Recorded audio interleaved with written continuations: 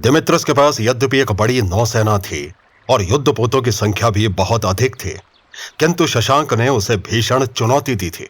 उसने अपनी चतुराई से दिमित्रस के 5 युद्धपोत क्षतिग्रस्त कर डाले थे, बल्कि अपने सैनिकों सहित एक युद्धपोत पर वो सवार हो गया था और वहां तैनात ग्रीक सैनिकों का सफाया करना शुरू कर दिया था। यह देखकर दिमित्रस बुरी तरह से बौखला गया। उसने अपने 9 सैनिकों को अग्नि बाण चलाने का आदेश दिया। सैनिक तुरंत शशांक के बाकी बचे दोनों युद्धपोतों पर जलते हुए बाणों की वर्षा करने लगे। देखते ही देखते दोनों युद्धपोत आग की चपेट में आकर जलने लगे। दिमित्रस एक क्रूर हंसी हंसते हुए अपने सैनिकों से बोला, और बाण चलाओ, मगध के इन तुच्छ सैनिकों को इन्हीं के युद्धपोत सहित जलाकर राख कर डालो।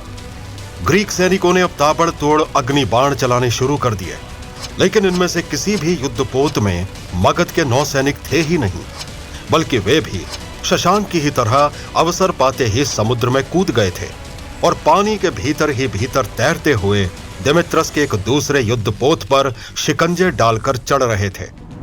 जबकि समुद्र की प्रचंड लहरों पर डोल रहे मगध के वे जलते हुए युद्धपोत अब दिमित्रस के जहाजों की ओर तेजी से बढ़ने लगे थे। दिमित्रस और उसके सैनिक एक पल के लिए तो बुरी तरह से घबरा गए। फिर दिमित्रस जोर से चिल्लाया, जहाजों की दिशा बदल दो। किंतु जब तक उसके नाविक ऐसा कर पाते, वे दोनों जलते हुए युद्धपोत दिमित्रस के 2 जहाजों से टकरा चुके थे। उन पर सवार ग्रीक सैनिक अपने प्राण बचाने के लिए समुद्र में कूदने लगे। दिमित्रस को इसकी तनिक भी आशा नहीं थी। उसके अब केवल 3 ही युद्धपोत बाकी बचे थे। शेष सभी नष्ट हो चुके थे और इन 3 में से एक पर शशांक ने अपना कब्जा जमा लिया था और दूसरे पर मगध के सैनिक शिकंजों के जरिए चढ़ने की कोशिश कर रहे थे। शशांक तुरंत जहाज के मस्तूल पर चढ़ गया और अपनी तलवार उठाते हुए दिमित्रस को ललकारने लगा, आओ दिमित्रस, यदि साहस है तो मेरा सामना करो। इसी के साथ उसने अपने सैनिकों को दिमित्रस के युद्धपोत पर बाण वर्षा करने का आदेश दिया। दिमित्रस अब गुस्से से पागल हो उठा। बाण वर्षा से अपने आप को बचाता हुआ वो अपने सैनिकों पर चिल्लाया, शशांक के जहाज पर शिकंजे डालो। ग्रीक सैनिकों ने तुरंत शशांक के जहाज पर शिकंजे फेंकने शुरू कर दिए। इसी के साथ वे भी लगातार बाणों तथा भालों से आक्रमण करते जा रहे थे। दिमित्रस ने अब अपने दूसरे युद्धपोत पर तैनात सैनिकों को भी यही आदेश दिया। शशांक का जहाज 2 तरफ से घेर लिया गया था और उस पर दोनों ओर से फेंके गए शिकंजों से ग्रीक सैनिक ऊपर चढ़ने लगे। लेकिन शशांक इससे तनिक भी भयभीत नहीं हुआ, बल्कि वो तो प्रसन्न था कि अब वो दिमित्रस को ज्यादा देर तक यहीं समुद्र में रोके रखेगा। शशांक का यह युद्धपोत अब मानो रणभूमि बन चुका था। दिमित्रस और शशांक के सैनिक आपस में भिड़ गए। उनमें घमासान युद्ध शुरू हो गया। स्वयं दिमित्रस भी शिकंजे पर चढ़ता हुआ जहाज पर आ पहुंचा था। उसने देखा कि शशांक अकेला ही 8-10 ग्रीक सैनिकों से जूझ रहा था। दिमित्रस अपने इन सैनिकों पर चिल्लाया, छोड़ दो शशांक को, वो मेरा शिकार है, उसका वध केवल मैं करूंगा। ग्रीक सैनिक तुरंत पीछे हट गए। दिमित्रस ने अपनी तलवार उठाई और पूरी शक्ति से शशांक पर टूट पड़ा। उधर मगध के राजमहल में अभी अभी कुछ वनवासी पहुंचे थे। ये वही थे जो मगध की उत्तर पूर्वी सीमा पर शंभुनाथ के साथ युद्ध में शामिल हुए थे और जिन्हें कोलिन ने अपने एक संदेश के साथ यहां भेजा था। वैसे तो मगध के राजमहल को चारों तरफ से प्रहरियों ने घेर रखा था, किंतु वनवासियों से सभी परिचित थे, तो उन्हें महल में घुसने से किसी ने नहीं रोका। वे अपने साथ मगध के घायल सैनिकों को भी लेकर आए थे, जिन्हें उपचार के लिए तुरंत शिविर में भेज दिया गया था। आचार्य की अनुपस्थिति में अब हेलेना पर ही महल की व्यवस्था का उत्तरदायित्व था। उसकी सहायता के लिए वणिक मोहनदास भी यहां मौजूद था, जबकि राजा आंभी को महल से बाहर जाने की आज्ञा नहीं थी, किंतु वो सदैव हेलेना के निकट जाने का प्रयास करता रहता था। और इस समय भी वो महल के प्रांगण की ओर ही जा रहा था कि सहसा वनवासियों को महल के मुख्य द्वार से प्रवेश करता देख वो रुक गया।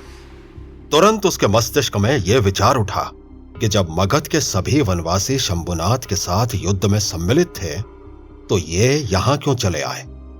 अवश्य ही युद्ध भूमि से कोई सूचना लाए होंगे।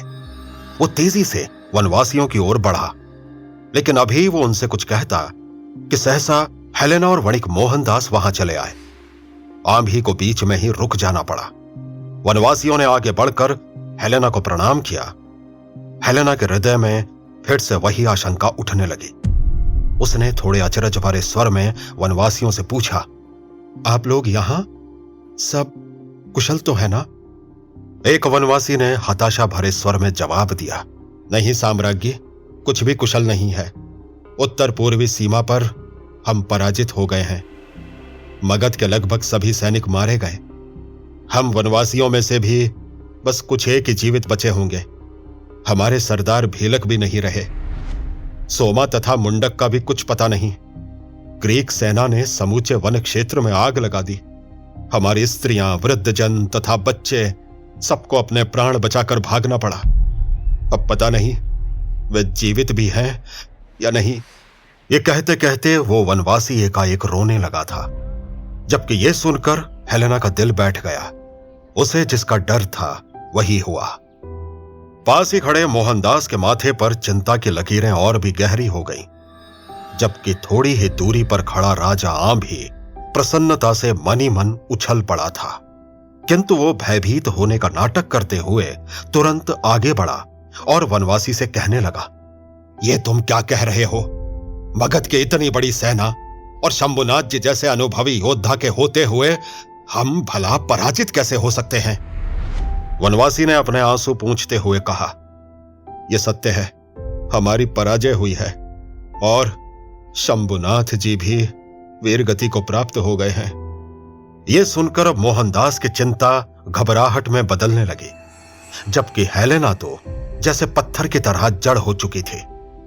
वो मन ही मन अपने आप से कह रही थी, हे ईश्वर, इस महायुद्ध की शुरुआत में एक के बाद एक अशुभ समाचार ही मिल रहे हैं। पहले उग्रसेन जी और अब शंभुनाथ जी भी। मगध के दो शूरवीर योद्धा वीरगति को प्राप्त हो चुके हैं। चंद्रगुप्त का साथ देने के लिए शशांक के अतिरिक्त अब कोई नहीं बचा, और शशांक भी इस समय दक्षिणी सीमा पर दिमित्रस का सामना कर रहा होगा। पता नहीं उसकी सेना दिमित्रस के आक्रमण को विफल कर पाएगी या नहीं, और यदि शशांक भी इस युद्ध में। इसके आगे की कल्पना करके हेलेना सिहर उठी। राजा भी अब उसके थोड़ा निकट चला आया था और हेलेना की इस मनोदशा को भली भांति भांप चुका था।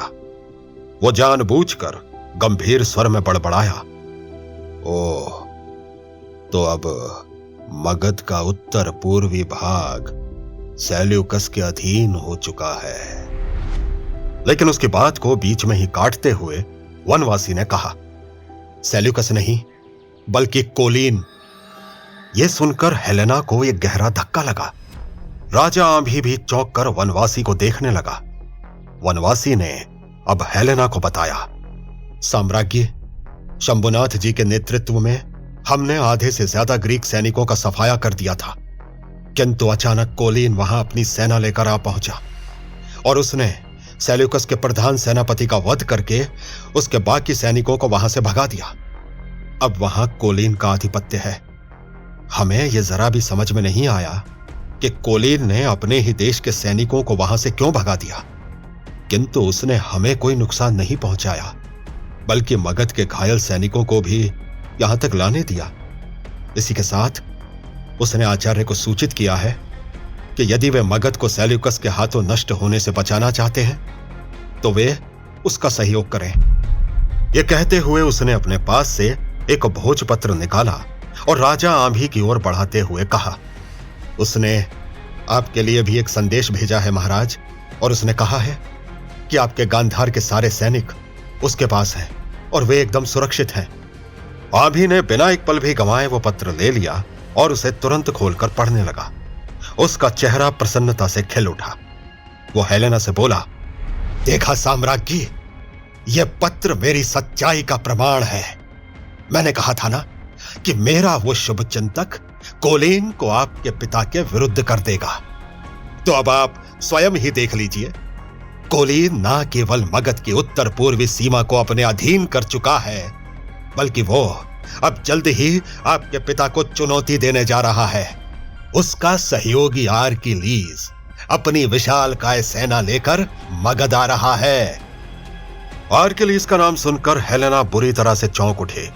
उसने तुरंत राजा आभी के हाथ से वो पत्र छीन लिया और उसे पढ़ने लगी। वो जैसे जैसे पत्र पढ़ती जा रही थी, वैसे वैसे उसके चेहरे का रंग बदलता जा रहा था, जबकि राजा आभी के चेहरे पर अब एक ही रंग दिखाई दे रहा था, जो छल और कपट से भरा हुआ था। उधर दक्षिण के समुद्री तट पर दिमित्रस और शशांक के बीच भीषण युद्ध चल रहा था। शशांक के तो तीनों युद्धपोत नष्ट हो चुके थे, किंतु दिमित्रस के पास न केवल 2 युद्धपोत बचे हुए थे, बल्कि नौसेना के अलावा अब उसके दूसरे सैनिक भी इस युद्ध में सम्मिलित हो चुके थे। शशांक अपने प्राण से दिमित्रस का सामना कर रहा था, किंतु उसका सैन्य बल तेजी से क्षीण होता जा रहा था। उसके 9 सैनिक भी दिमित्रस के 9 सैनिकों के समक्ष ज्यादा देर तक नहीं टिक सके। अब केवल समुद्र तट को घेर कर खड़े मगध के पैदल और अश्वारोही सैनिकों का ही सहारा था। लेकिन इसी बीच दिमित्रस का एक युद्धपोत तेजी से आगे बढ़ता हुआ समुद्र के किनारे के निकट पहुंचता जा रहा था और उसमें सवार ग्रीक अश्वारोही तट पर खड़ी मगध की सेना पर आक्रमण करने की तैयारी कर चुके थे। उधर युद्धपोत पर दिमित्रस का पलड़ा धीरे धीरे भारी होता जा रहा था। वो लगातार शशांक पर प्रचंड वार करता जा रहा था, किंतु शशांक यथाशक्ति से उसे रोके हुए था। और एक पल तो ऐसा भी आया जब शशांक ने फुर्ती से दिमित्रस के वार को रोकते हुए एक ऐसा पलटवार उस पर किया कि दिमित्रस की तलवार उसके हाथ से छूट गई। शशांक ने अब तुरंत ही दूसरा वार कर दिया।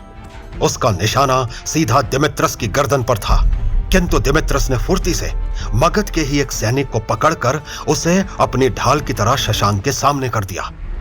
अगले ही पल सैनिक का सर उसके धड़ से अलग हो गया। यह देखकर शशांक स्तब्ध रह गया, क्योंकि उसके हाथों अपने ही एक सैनिक का वध हो गया था। शशांक का ध्यान दिमित्रस से हट गया था और दिमित्रस के लिए बस इतना अवसर ही पर्याप्त था। वो तुरंत ही शशांक पर टूट पड़ा और इस बार उसके दोनों हाथों में तलवारें थी, जिन्हें वो बिजली की गति से चलाता हुआ शशांक पर ताबड़तोड़ आक्रमण करने लगा। शशांक इस बार दिमित्रस के वार को संभाल नहीं पाया। उसकी तलवार उसके हाथ से छूट गई थी और वो घायल हो चुका था। दिमित्रस उसके निकट आते हुए चीखा, ले शशांक, अपने ईश्वर को अंतिम बार याद कर ले और अपने भाग्य पर प्रसन्न हो कि तू एक कुलीन वर्णी ग्रीक योद्धा के हाथों मरने जा रहा है। इतना कहते हुए दिमित्रस ने एक साथ दोनों तलवारें शशांक की गर्दन पर चला दी, जबकि शशांक ने अपनी आंखें बंद कर ली थी और वो मनी मन कह रहा था, हे महादेव, मुझे क्षमा कर देना, मुझे क्षमा कर देना आचार्य, मुझे क्षमा कर देना मित्र चंद्र। मैं मगध की रक्षा करने में विफल रहा। तो क्या दिमित्रस के हाथों शशांक का अंत होने जा रहा है? और कोलीन द्वारा भेजे गए उस पत्र में ऐसा क्या लिखा है जिसे पढ़ते ही हेलेना व्यथित हो गई? और उधर क्या चंद्रगुप्त सिंध पर आक्रमण करने में सफल हो पाएगा? और क्या होगा जब आचार्य चाणक्य राजमहल में लौट कर आएंगे? जानने के लिए सुनते रहिए चाणक्य, सिर्फ पॉकेट एफएम पर।